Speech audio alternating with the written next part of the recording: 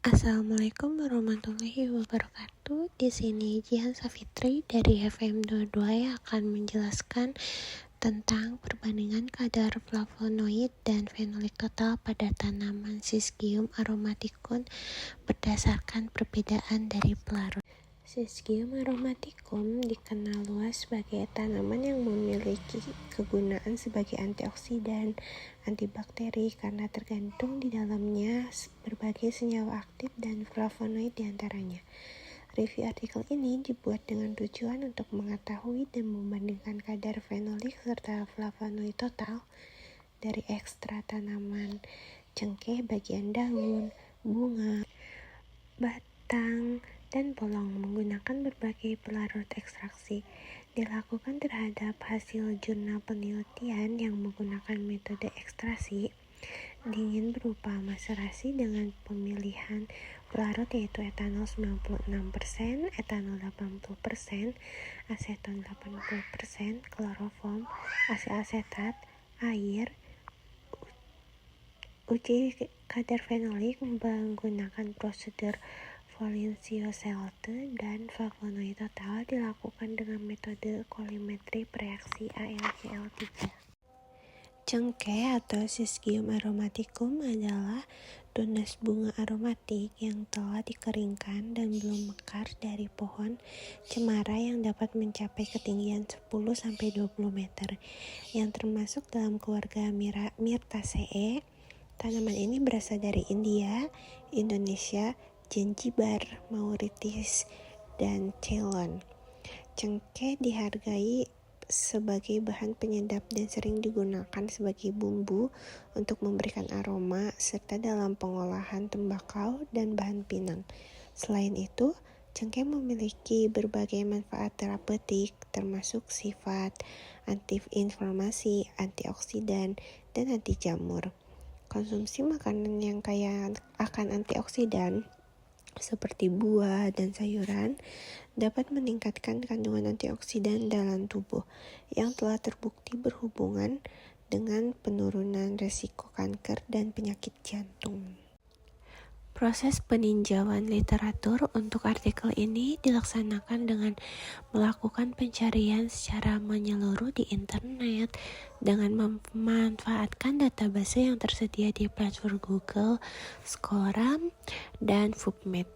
Dalam upaya ini, pencarian artikel dilakukan dengan menerapkan kata kunci yang relevan seperti extraction, etanol, flavonoid, Syzygium aromaticum, dan fenolik. Artikel-artikel yang berhasil ditemukan dan memenuhi kriteria yang telah ditentukan akan dipilih dan dijadikan sebagai referensi untuk analisis dan ulasan lebih mendalam dalam penelitian ini. Kami berkomitmen untuk memastikan bahwa sumber-sumber yang dipilih tidak hanya relevan, tetapi juga berkualitas tinggi sehingga dapat memberikan kontribusi yang signifikan terhadap pemahaman topik yang sedang dibahas. Dalam penelitian ini, kami akan mengeksplorasi berbagai aspek yang berkaitan dengan penggunaan senyawa flavonoid dan fenolik, serta metode ekstraksi yang melibatkan berbagai varian pelarut. Melalui pendekatan ini, diharapkan dapat diperoleh wawasan yang lebih mendalam mengenai potensi dan aplikasi senyawa-senyawa tersebut dalam berbagai bidang, termasuk kesehatan dan industri makanan. Selanjutnya, kami menyusun dan menyajikan hasil peninjauan literatur ini dalam bentuk yang sistematis, sehingga pembaca dapat dengan mudah memahami informasi yang disajikan. Kami berharap bahwa hasil dari penelitian ini dapat memberikan manfaat yang luas dan mendalam bagi para peneliti, akademisi, dan praktisi di bidang terkait.